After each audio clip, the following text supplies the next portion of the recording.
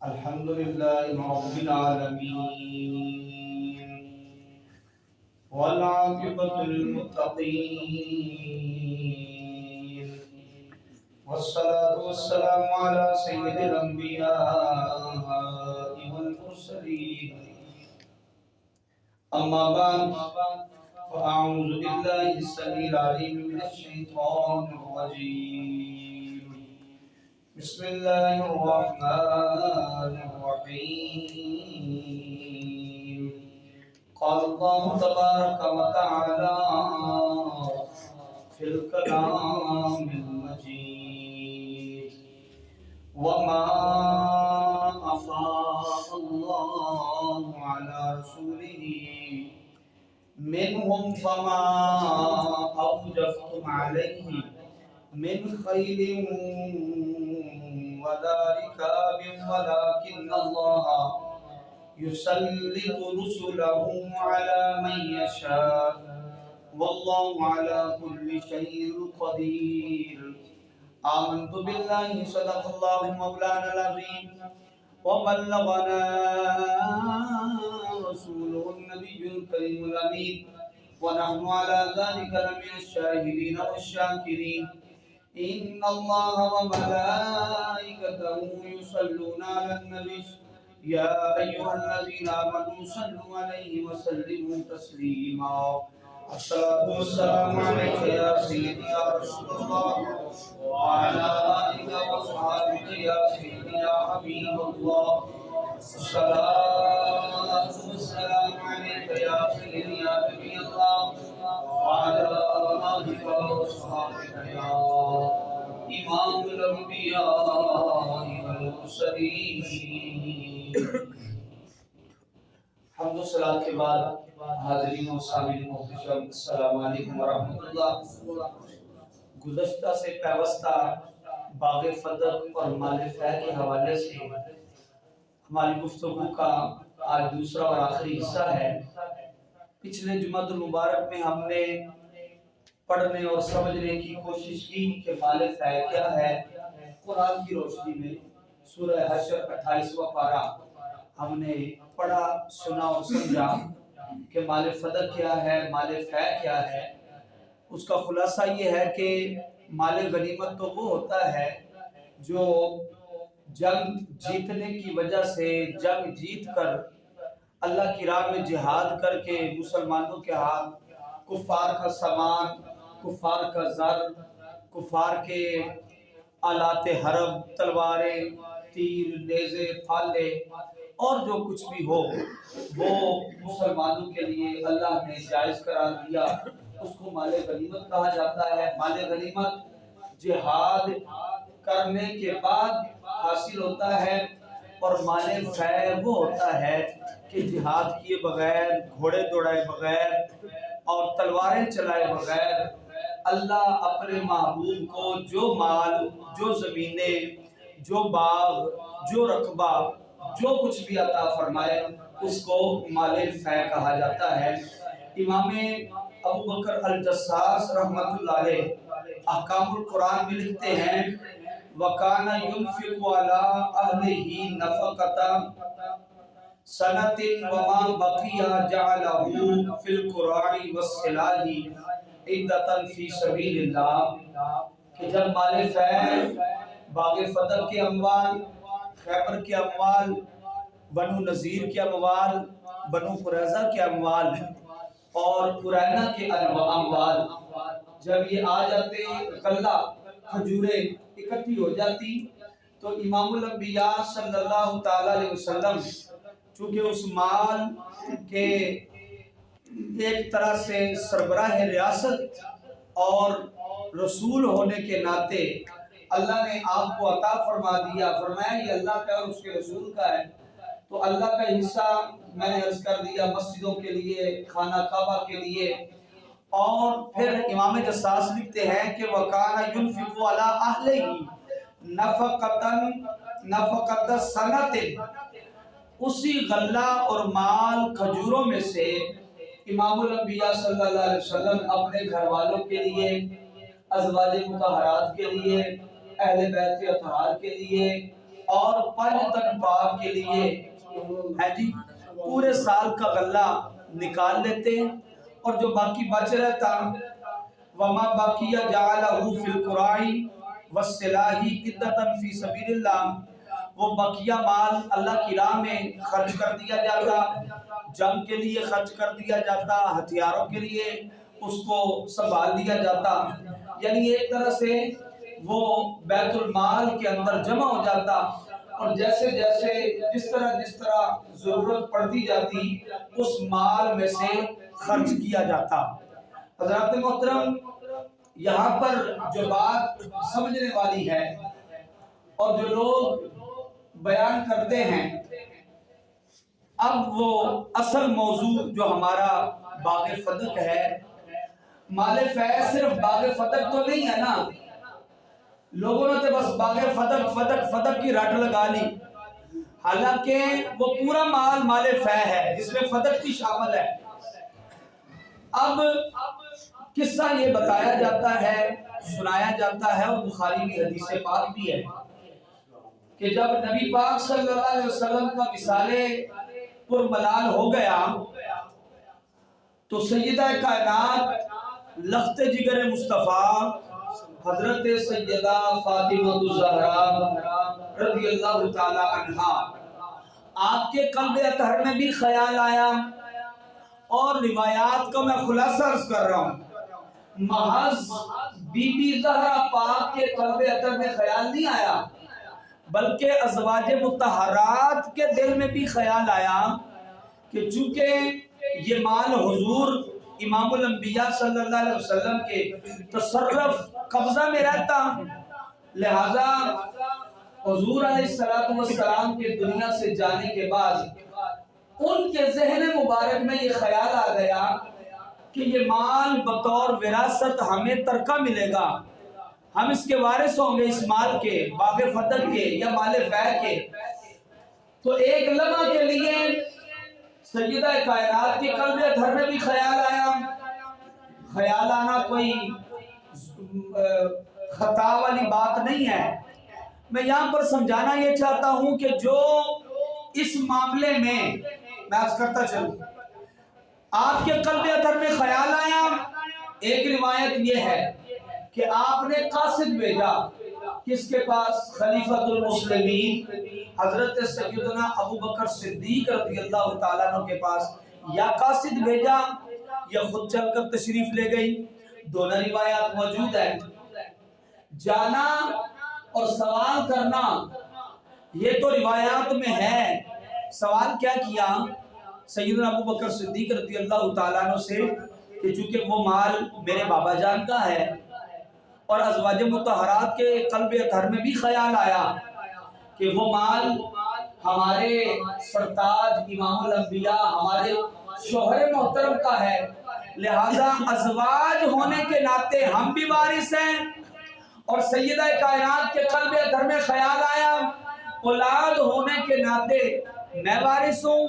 خیال آنا کوئی بری بات نہیں ہے، خطا والی بات نہیں ہے۔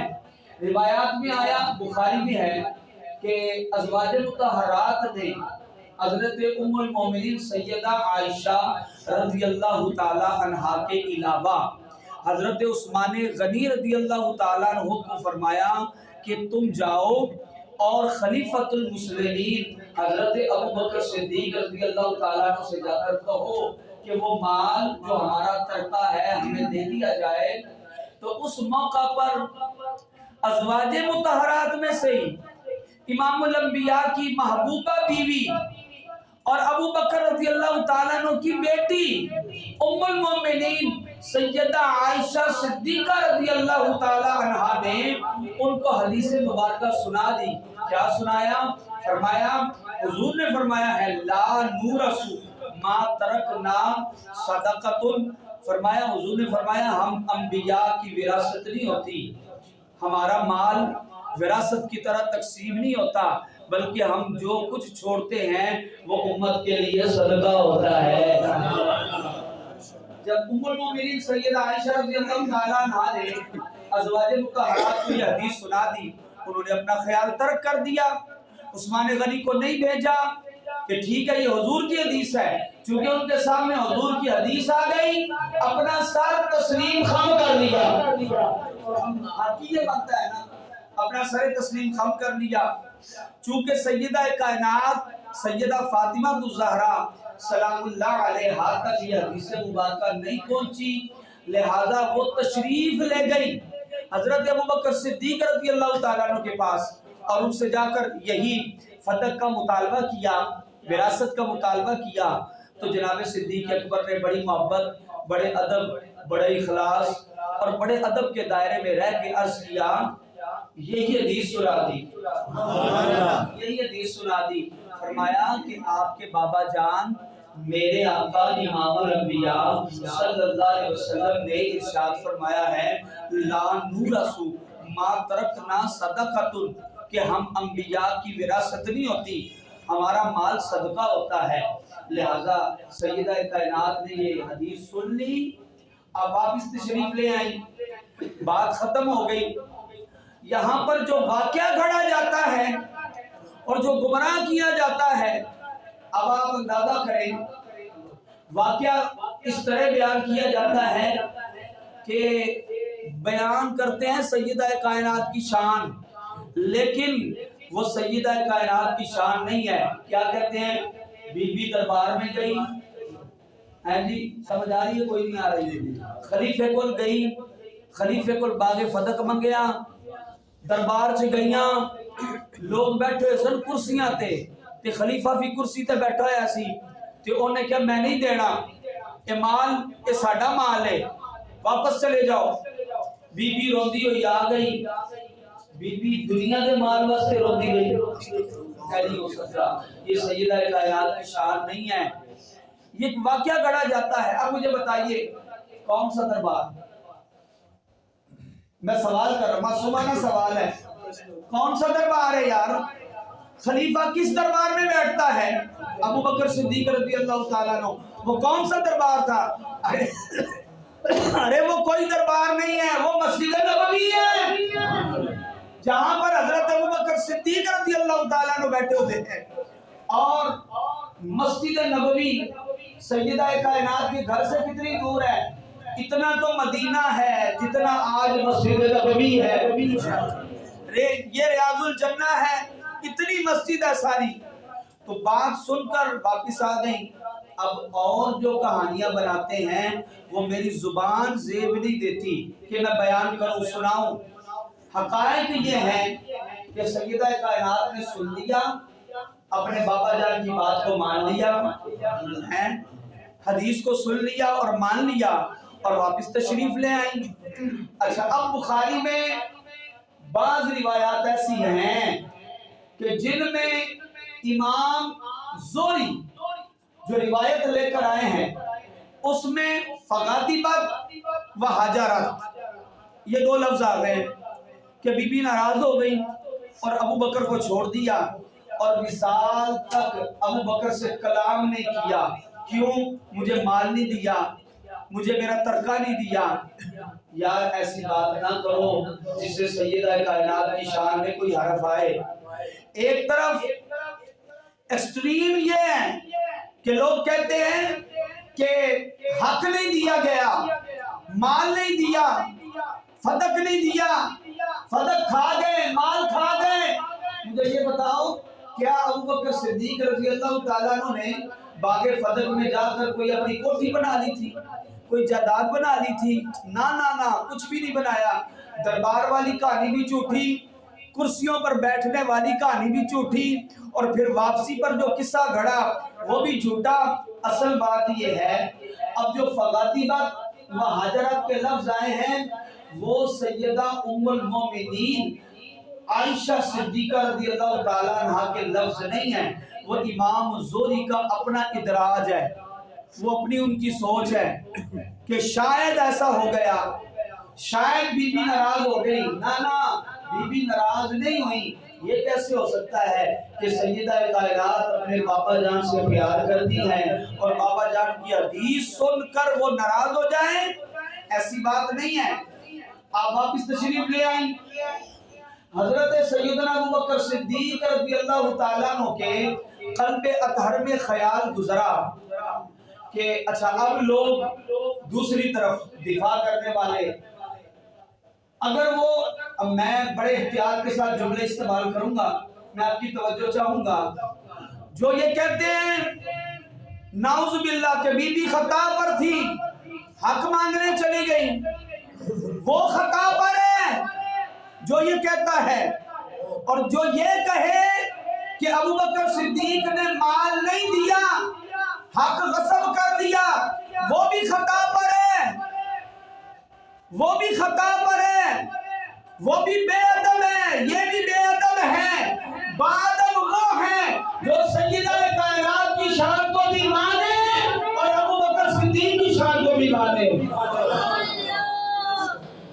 اچھا یہاں پر ہمارے علماء نے، سنی علماء نے، اہل سنت علماء نے بہت سے جوابات دیے ہیں، لیکن میں شیعہ عالم کی کتاب سے ایک حوالہ پیش کرنے لگا ہوں، آپ کو سمجھ آ جائے گی۔ اچھا وہ مال فدق اور باغ فدق مال فے رسول اللہ صلی اللہ علیہ وسلم کے بعد وہ کس کے اختیار میں آتا ہے اور وہ کون تقسیم کرتا ہے؟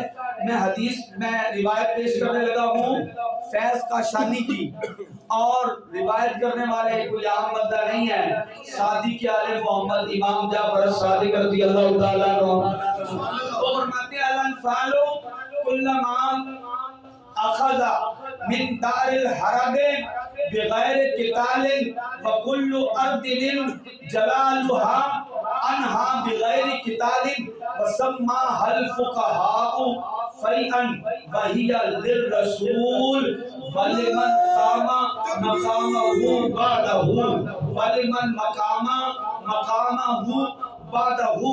حضرت امام جعفر صادق رضی اللہ تعالیٰ عنہ فرماتے ہیں جو مال فے ہے نا، جو بغیر قتال کیے اللہ کے رسول کے ہاتھ میں آ گیا، اللہ نے عطا کر دیا، اس کو فقہا نے فیئن کے لقب سے تعبیر کیا ہے، اور وہ رسول اللہ کے لیے ہے۔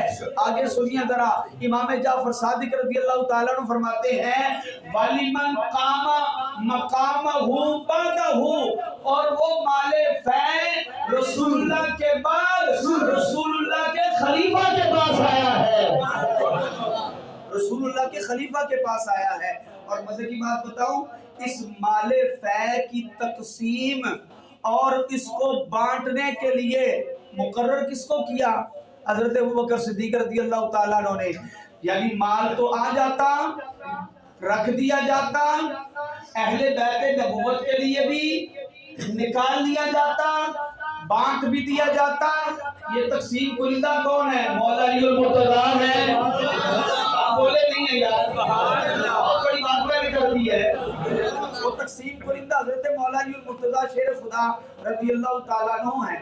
آگے چلیے رب محترم، جناب صدیق اکبر رضی اللہ تعالیٰ عنہ کے دل میں خیال آیا کہ میں نے تو حدیث مبارکہ سنا دی ہے، کہیں ایسا نہ ہو کہ بی بی پاک کے دل میں خیال آ گیا ہو اور وہ ناراض نہ ہو گئی ہوں۔ کیا ہوا؟ حضرت ابوبکر صدیق بھائی کی سنن الکبریٰ پڑھ رہا ہوں، سبحان اللہ،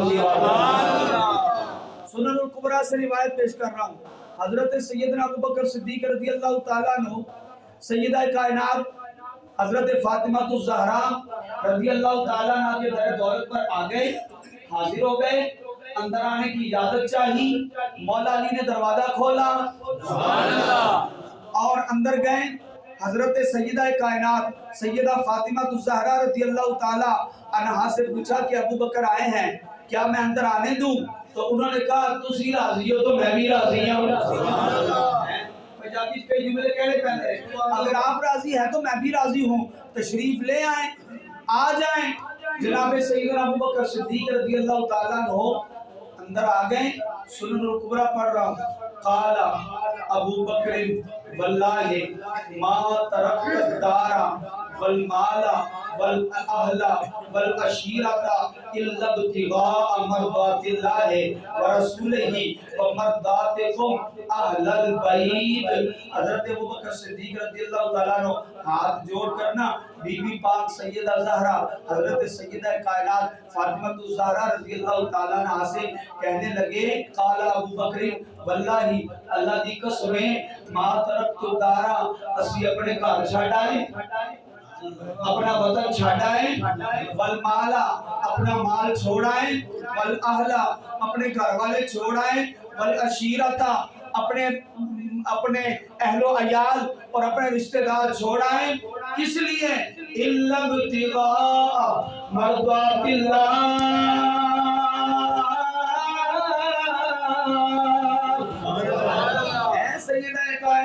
ہم یہ سارے مال اپنا گھر بار اپنا وطن اپنا قبیلہ چھوڑ آئے کس کی رضا کے لیے اللہ کی رضا کے لیے ورسولہ اور اللہ کے رسول کی رضا کے لیے اور ہاتھ جوڑ کے عرض کرتے ہیں وَمَرْضَاتِكُمْ أَهْلَ الْبَيْتِ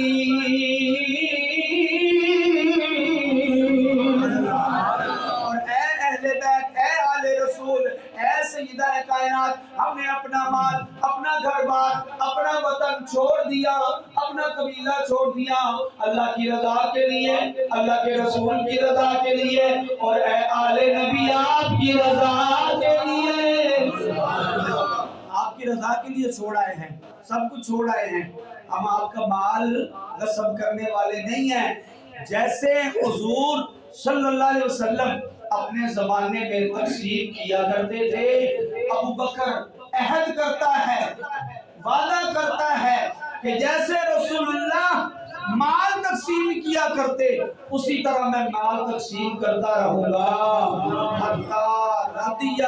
حتیٰ کہ بی بی فاطمہ راضی ہو گئی ہیں. اگر فاطمہ مہاجرت کے لفظ آئے ہیں تو اس کا جواب آ گیا ہے کہ بی بی پاک راضی ہو گئی ہیں فتح کا معاملہ ختم ہو گیا ہے. آگے دوسری روایت ناج البلاغہ کی بہت پرانی شرح امام شیعہ امام ہے امام کمال الدین المحسم البحرانی وہ ناج البلاغہ میں مولا علی رضی اللہ تعالیٰ عنہ کے ایک خطبہ کی شرح میں لکھتے ہیں کہ ابو بکر آئے کون دکھ رہا ہے شیعہ عالم میں سنیدہ والا نہیں پیش کر رہا شیعہ دا والا پیش کر رہا قالا ان لکی مال ابی وکان رسول اللہ صلی اللہ علیہ وسلم بأحد من فدق قوتکم ویقسم الباقی ویحمل منہ فی سبیل اللہ ولکی اللہ ان اصنع بہا کما یصنعو. حضرت ابوبکر صدیق رضی اللہ تعالیٰ عنہ عرض کرنے لگے کہ اے بی بی زہرا پاک اے لفظ جگر مصطفیٰ اے سیدہ کائنات جس طرح آپ کے بابا جان کا حق ہے اسی طرح آپ کا بھی حق ہے اور جس طرح میں عہد کرتا ہوں حضرت ابوبکر صدیق نے رضی اللہ تعالیٰ واللہ اللہ کو گواہ بنا کر مولا علی پاس کھڑے ہیں ان کو گواہ بنا کر حسنین کریمین پاس کھڑے ہیں ان کو گواہ بنا کر عہد کر لیا وعدہ کر لیا کہنے لگے میں عہد کرتا ہوں جس طرح رسول اللہ اپنے زمانے میں مال فیض بانٹتے رہے ہیں ابو بکر وعدہ کرتا ہے بالکل اسی طرح میں بھی بانٹتا رہوں گا تقسیم کرتا رہوں گا. آگے کیا ہوا فرضیت بذالکا بی بی فاطمہ رضی اللہ تعالیٰ عنہ کے دل میں جو خیال مبارک آیا آپ راضی ہو گئی وَأَخَذَتِ الْعَهْدُ عَلَيْهِ بِهِ اور ساتھ ہی کہا اے ابو بکر خلیفۃ المسلمین آپ عہد کرتے ہیں کہ ایسے ہی کرتے رہیں گے آپ نے کہا میں عہد کرتا ہوں ایسے ہی کرتا رہوں گا جس طرح رسول اللہ کے زمانے میں ہوتا رہا. حضرات گرامی یہ تو مال فتح اور باغ فیح کا اور باغ فتح کا قصہ ختم ہو گیا. اب ذاکروں نے اور امت کو لڑوانے کے لیے لوگوں نے گڑھ لیا. اب نئی بات کھولتے ہیں.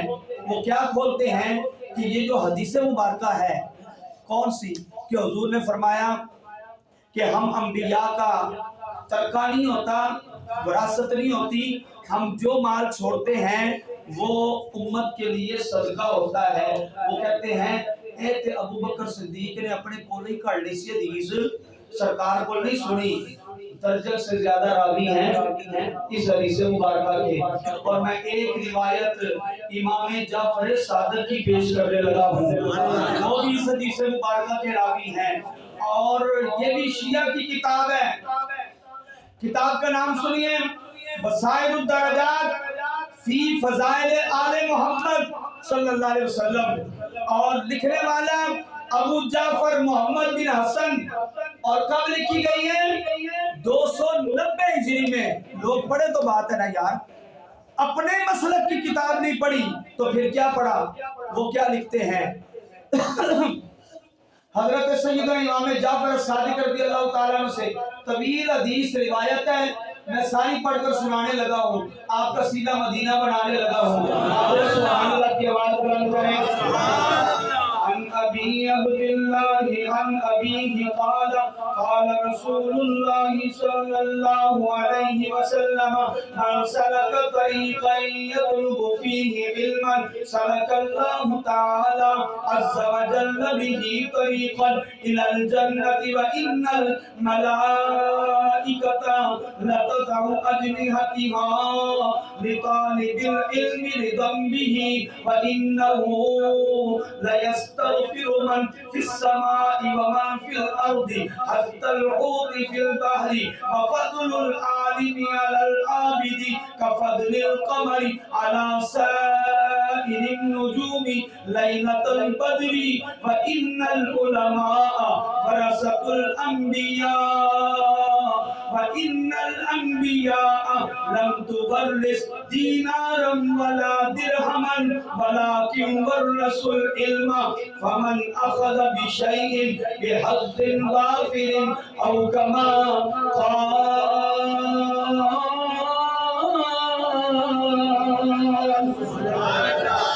امام جعفر صادق رضی اللہ تعالیٰ عنہ آپ فرماتے ہیں کہ میں نے اپنے ابا جان اور انہوں نے شہید کربلا حضرت سیدنا امام حسین سے سنا، اور امام حسین نے جناب امام الانبیاء صلی اللہ تعالیٰ علیہ وسلم سے سنا، قال رسول اللہ صلی اللہ علیہ وسلم من سلک طریقا یطلب فیہ علما سلک اللہ تعالی عز وجل به طریقا الی الجنۃ۔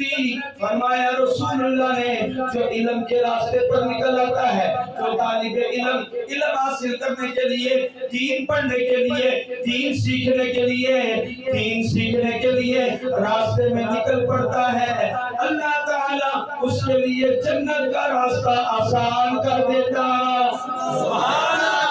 جنت کا راستہ آسان کر دیتا ہے۔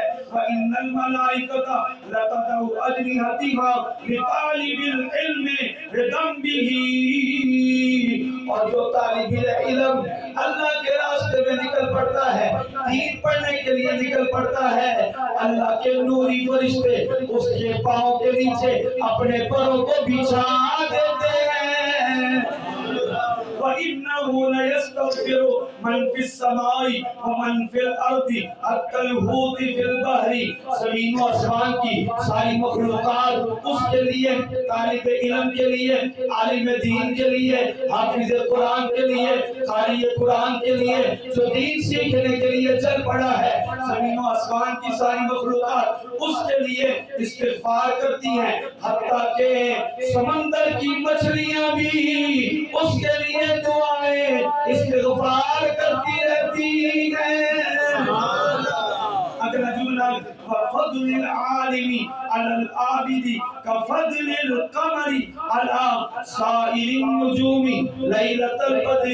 امام الانبیاء صلی اللہ علیہ وسلم نے فرمایا کہ عالم کی فضیلت عابد پر اسی طرح ہے جیسے ستاروں کے درمیان 14ویں رات کا چاند چمک رہا ہو، 14ویں رات کا چاند چمک رہا ہو۔ آگے میرے موضوع کے مطابق روایت آ گئی وَإِنَّ الْعُلَمَاءَ وَرَثَةُ الْأَنْبِيَاءِ وَإِنَّ الْأَنْبِيَاءَ لَمْ تُوَرِّثُوا دینارا ولا درہما ولکن والرسول علما فمن اخذ بشیء بحظ وافر۔ امام جعفر صادق رضی اللہ تعالیٰ عنہ فرماتے ہیں کہ میرے نانا جان نے فرمایا کہ ہم انبیاء کی وراثت درہم و دینار مال ٹکا پیسہ نہیں ہوتا، بلکہ علم ہماری وراثت ہوتی ہے۔ انبیاء ہمارے انبیاء کے وارث علماء ہوتے ہیں، اور فرمایا جو اس علم میں سے جتنا پڑھ لے گا وہ اتنا حضور کی وراثت سے حصہ پا لے گا۔ حصہ پا لے گا۔ پتہ چلا کہ یہ روایت محض ابوبکر صدیق رضی اللہ تعالیٰ عنہ سے ہی روایت نہیں ہے، بلکہ امام جعفر صادق نے بھی روایت کیا ہے کہ انبیاء کی وراثت نہیں ہے، انبیاء کا مال ترکہ نہیں ہے، بلکہ وہ صدقہ ہے، وہ امت کے لیے صدقہ ہے۔ اور انبیاء کی وراثت کیا ہے؟ علم ہے، علماء ہے۔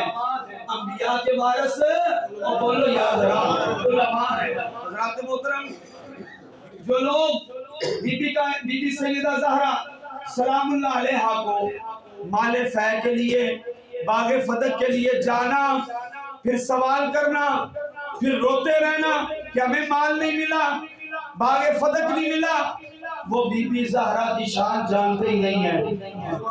ان کو نہیں پتا کہ بی بی زہرا کی یہ شان ہی نہیں ہے کہ وہ دنیا کے مال کے لیے روتی رہے اور رو رو کر مثال فرما جائیں۔ نانا، یہ ان کی شان نہیں ہے۔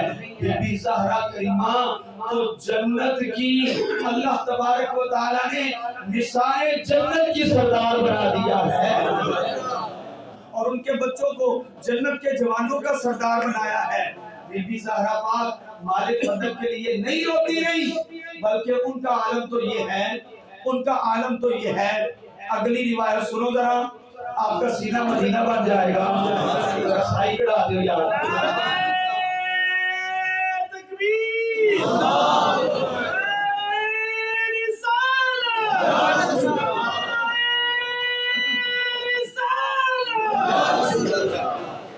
علل الشرائع شیخ مفید شیعہ عالم کی کتاب ہے۔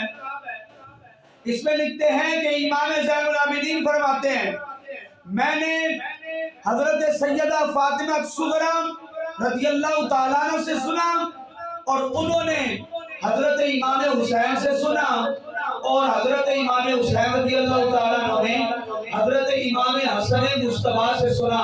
کیا سنا؟ آپ سنیں گے تو ایمان تازہ ہو جائے گا۔ حضرت امام حسن مجتبیٰ رضی اللہ تعالیٰ عنہ فرماتے ہیں کہ جمعے کی رات آ گئی، میں نے اپنی اماں جان کو دیکھا، رأیت امی فاطمہ فی محرابہا۔ حضرت امام حسن مجتبیٰ رضی اللہ تعالیٰ عنہ فرماتے ہیں کہ جمعے کی رات آ گئی ہے، میں نے اپنی اماں جان حضرت بی بی سیدہ فاطمہ الزہرا رضی اللہ تعالیٰ عنہ کو دیکھا، آپ محراب عبادت میں ہیں۔ محراب عبادت وہ ہے جو خواتین گھر میں اپنے لیے نماز کے لیے اور عبادت کے لیے ایک جگہ کو مخصوص کر لیتی ہیں، اس کو محراب عبادت کہا جاتا ہے۔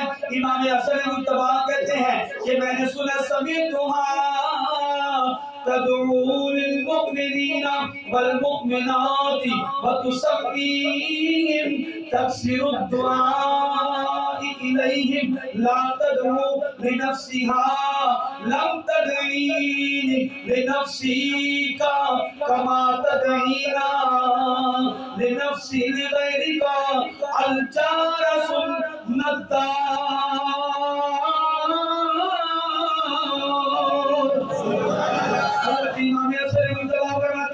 جمعے کی رات آ گئی ہے، میں نے اپنی اماں جان بی بی فاطمہ رضی اللہ تعالیٰ عنہ کو دیکھا، آپ محراب عبادت میں ہیں، ساری رات عبادت کر رہی ہیں، اللہ کی بارگاہ میں دعائیں کر رہی ہیں، اور مومنین کے لیے مومنات کے لیے نام لے لے کر دعائیں کر رہی ہیں۔ کسی کے لیے اولاد مانگ رہی ہیں، کسی کے لیے گھر مانگ رہی ہیں، کسی کے لیے اللہ کا دیا ہوا رزق مانگ رہی ہیں، کسی کے لیے کوئی دعا کر رہی ہے، نام لے لے کر مومنین مومنین کے لیے مومنات کے لیے دعائیں کر رہی ہیں، حتیٰ کہ ساری رات گزر جاتی ہے، اپنے لیے کوئی دعا نہیں کی، اپنے لیے رب سے کچھ نہیں مانگا، دن چڑھ جاتا ہے، فجر کی نماز ادا کر لیتی ہیں۔ میں نے ہاتھ باندھ کے عرض کیا کہ اے اماں جان، ساری رات لوگوں کے لیے مومنین کے لیے مومنات کے لیے دعائیں کرتی رہی ہیں، لوگوں کے لیے مانگتی رہی ہیں، اللہ سے مانگتی رہی ہیں، آپ نے اپنے لیے تو کچھ بھی نہیں مانگا، اپنے لیے تو کوئی دعا نہیں کی۔ حضرت بی بی زہرا کریمہ نے اپنے بیٹے حسن مجتبیٰ کے سر پر ہاتھ رکھ کے فرمایا الجار سنت دارا، اے میرے بیٹے آل رسول اور اہل بیت نبوت کا انوکھا انداز ہے، اپنے لیے نہیں مانگتے، لوگوں کے لیے رب سے مانگتے ہیں، اپنے لیے نہیں سوچتے، لوگوں کے لیے رب سے لوگوں کے لیے مانگتے ہیں۔ ارے مجھے یہ بتائیے، جو زہرا کریمہ اللہ سے مانگنا ہر بندے کا حق ہے، کوئی بھی دعا مانگ سکتا ہے، کوئی بھی دعا مانگ سکتا ہے، مال کی دعا مانگے، اولاد کی دعا مانگے، جائز دعا مانگے، اس کے لیے جائز ہے، کوئی اس پر قدغن نہیں ہے، لیکن زہرا کریمہ تو وہ ہے جو رب سے بھی اپنے لیے کچھ نہیں مانگتی، وہ دنیا سے کیا مانگے گی؟ زہرا کی شان تو یہ ہے کہ وہ رب سے جب بھی مانگتی ہے امت کے لیے مانگتی ہے، امت کے لیے مانگتی ہیں۔ حضرات محترم، یہ بی بی زہرا کی شان ہی نہیں ہے کہ وہ بات کے لیے روئے، مال کے لیے روئے اور دنیا کے لیے روئے۔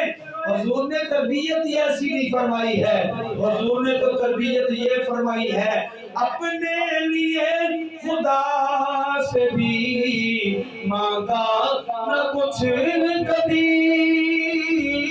اپنے لیے خدا سے بھی مانگا نہ کچھ کبھی، اوروں کے درد بانٹنا فطرت بطول کی، اوروں کے درد بانٹنا فطرت بطول کی، باہر بیان سے ہے عظمت بطول کی، کرتے ہیں مصطفیٰ بھی عزت بطول کی، باہر بیان سے ہے عظمت بطول کی۔ حضرت سیدہ کائنات بی بی فاطمہ الزہرا سلام اللہ علیہا کی شان تو یہ ہے، مولا علی المرتضیٰ شیر خدا کرم اللہ تعالیٰ وجہ الکریم نے ایک مرتبہ فرمایا چکی پیس پیس کے گھر کے کام کر کر کے تھک جاتی ہو، کنیزیں آئی ہیں، غلام آئے ہیں، بابا جان کے پاس جاؤ، کوئی کنیزی آ جائے، کوئی گھر کے کام کرنے کے لیے آ جائے، آپ آتی ہیں، حضور غلام نہیں دیتے، اللہ کا کلام سکھاتے ہیں۔ وہ آپ نے سنا ہے نا تسبیحات فاطمہ، فرمایا یہ پڑھ لیا کرو، چکی بھی پیستی رہو گی، اللہ تمہاری تھکاوٹ بھی دور کر دے گا۔ حضرات محترم، حضرت سیدہ کائنات بی بی فاطمہ الزہرا رضی اللہ تعالیٰ عنہ کی عظمت اور شان اس سے ورا ہے کہ ان کو باغوں کے لیے اور مالوں کے لیے رو رو کے دکھانا اور یہ بتانا یہ ان کی شان نہیں ہے، بلکہ ان کی شان تو یہ ہے۔ میں اگلا حوالہ اور آخری حوالہ پیش کر کے اس موضوع کو ختم کرنا چاہتا ہوں۔ مناقب آل ابی طالب، شیعہ عالم ابن شہر اشوب بہت بڑا ان کا عالم ہے، وہ اپنی کتاب میں کیا لکھتا ہے کہ اور یہ روایات میں بھی ہے، آپ سنتے رہتے ہیں، بچپن سے سنتے آئے ہیں، جب بھی حضور صلی اللہ علیہ وسلم سفر پر جاتے اپنے گھر والوں سے سب سے ملاقات کرتے، سب سے آخر پہ اپنی رشتے جگر بی بی فاطمہ الزہرا سے ملاقات کرتے، اس لیے کہ جب میں سفر پر جاؤں، جہاد پر جاؤں، میری بیٹی کا چہرہ میری نظروں کے سامنے ہی رہے گا۔ آخر پہ ملاقات کرتے، اور جب سفر سے واپس آتے ہیں تو سب سے پہلے مسجد میں جاتے ہیں، نماز پڑھتے ہیں، نفل پڑھتے ہیں، نفل پڑھنے کے بعد سب سے پہلے اپنی لخت جگر فاطمہ سے ملاقات کرتے ہیں۔ ملاقات کرنے کے بعد پھر آپ اپنے اہل خانہ سے ملاقات کرتے۔ علامہ ابن شہر عاشور لکھتے ہیں کہ ایک غزوہ پر حضور گئے، واپس تشریف لائے، بی بی زہرا کریمہ کو پتہ چلا کہ حضور واپس آ گئے ہیں، کافی دنوں کے بعد واپس آئے ہیں، میرے بابا جان بھی آئے ہیں اور حسنین کے بابا بھی آئے ہیں۔ جنہوں نے سمجھ آئیے یار، مولا علی بھی تو آئے ہیں نا۔ بی بی فاطمہ الزہرا سلام اللہ علیہا نے کیا کیا؟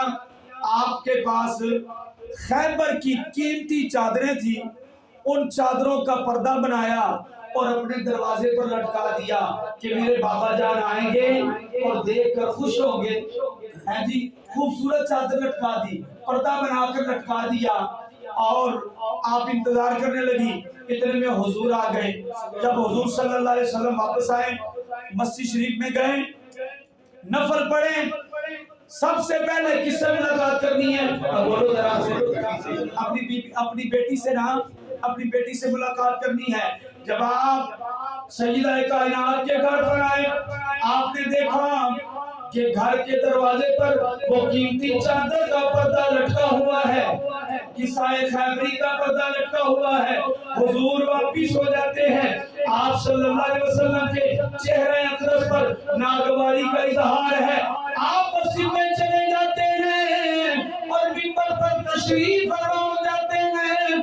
سیدہ کائنات لخت جگر مصطفیٰ حضرت بی بی زہرا کریمہ کو احساس ہو گیا کہ میرے گھر کی دہلیز پر دنیا کا مال میرے بابا کو پسند نہیں آیا، میرے بابا جان کو پسند نہیں آیا۔ جلدی جلدی اس پردے کو اتارا، اتار کر کنیزوں کو، غلاموں کو دوڑایا اور کہا جاؤ اجعل ھذا فی سبیل اللہ،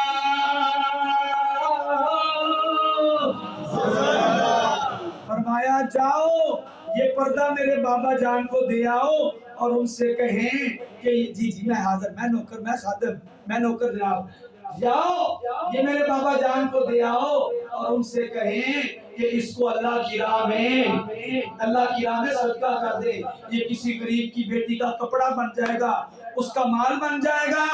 جب حضور کے پاس یہ پردہ لایا گیا تو حضور منبر پر تشریف فرمائے، حضور نے پتہ کیا فرمایا؟ آخری دفعہ سبحان اللہ کیا فرمایا؟ قد فعلتم فداءہا ابوہا،